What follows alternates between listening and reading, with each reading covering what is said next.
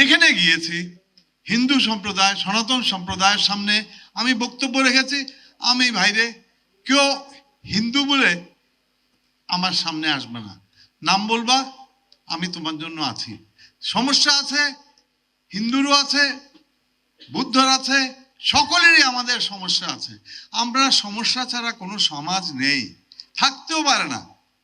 তাহলে যদি সমস্যা ছাড়া একটা সমাজ থাকতো, তাহলে তো সবাই আমরা স্বর্গে বসবাস করতাম।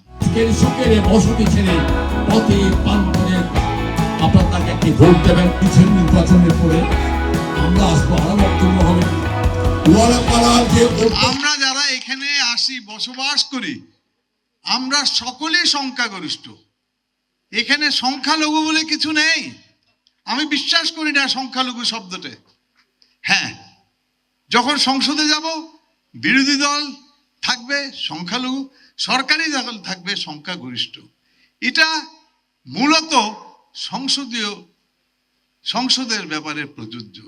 সমাজের ব্যাপারে আমি সংখ্যালঘু শব্দতে আদৌ বিশ্বাস করি না।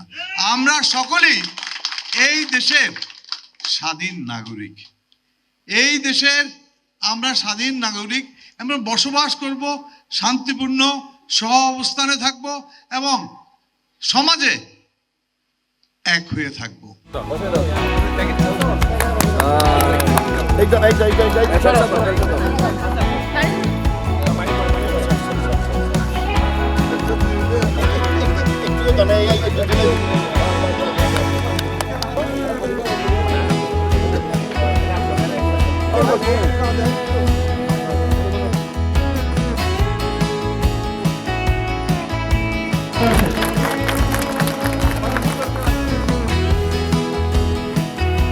আগামী 12 তারিখের উপলক্ষে আপনাদের সম্মুখে উপস্থিত হয়েছি। বাস্তবতা হলো এই যে আগামী 12 তারিখ আমার দৃষ্টিকোণ থেকে এটা কোনো নির্বাচন নয়, এটা এই দেশের জনগণের জন্য স্বাধিকার সুপ্রতিষ্ঠিত করার দিন। আমাদের অধিকার প্রতিষ্ঠিত করার দিন হলো আগামী 12 তারিখ। আমি এই দেশের নাগরিক, আমি ভোটের অধিকার হারিয়েছি গত 20 বছর, এবার সুযোগ পেয়েছি যে আমরা আমাদের ভোটের অধিকার অবশ্যই প্রেরণ করব। এটা হবে আমাদের মুখ্য উদ্দেশ্য। যাকে খুশি তাকে ভোট দিব, কিন্তু অধিকার যে কোনো কিছুর বিনিময়ে প্রতিষ্ঠিত করব।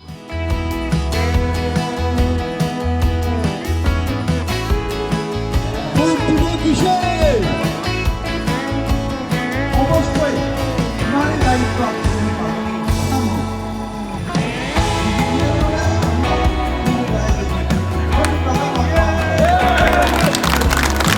রাউজানকে যে কোনো কিছুর বিনিময়ে সন্ত্রাস মুক্ত করতে হবে। আজকে আমার মা বোনরা এখানে উপস্থিত আছে, তাদেরকে সাক্ষী রেখে বলে যাচ্ছি, যে কোনো কিছুর বিনিময়ে রাউজানকে মাদক মুক্ত করতেই হবে।